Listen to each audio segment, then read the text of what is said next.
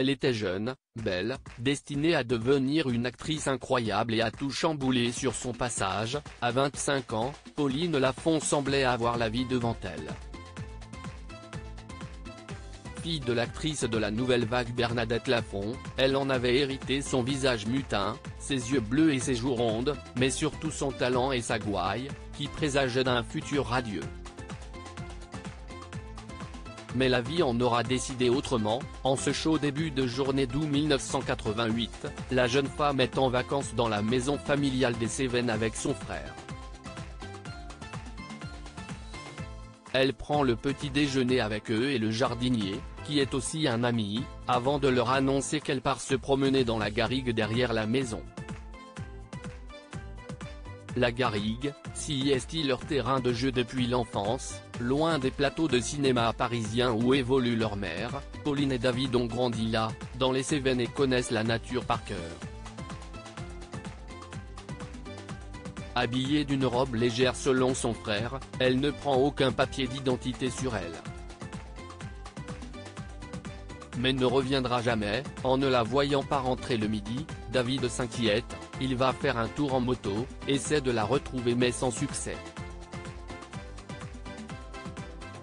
Il prévient sa mère, qui à son tour s'inquiète et appelle les gendarmes le soir même.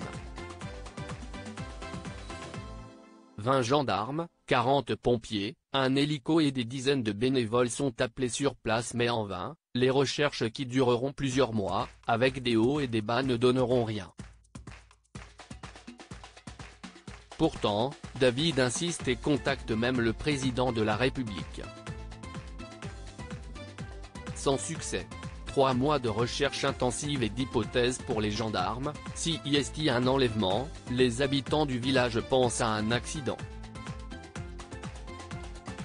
Mais lorsque les médias sont mis au courant, si l'avalanche des propositions, certains pensent à une secte, la disent en cure, en fugue, sur le point de se suicider. Bref, les hypothèses enchaînent et déferlent sur la famille sans jamais rien donner. Il faut dire que la famille Lafont est connue et que tout le monde ne se préoccupe que de ça, torturant parfois l'actrice qui, selon l'opinion publique, ne montre pas assez de tristesse. J'ai été torturé. On m'a harcelé. Quelqu'un m'a même demandé un jour de jurer que je ne savais pas où était Pauline.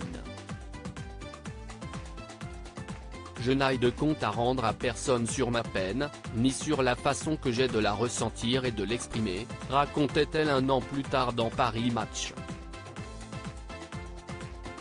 La folie médiatique se calme à la fin de l'été, et en novembre, 3 mois après la disparition de la jeune femme, le fin mot de l'histoire, tragique, est dévoilé. Un berger tombe sur un squelette qui s'avérera être celui de Pauline, selon un jogging, retrouvé sur elle, une bague et ses dents.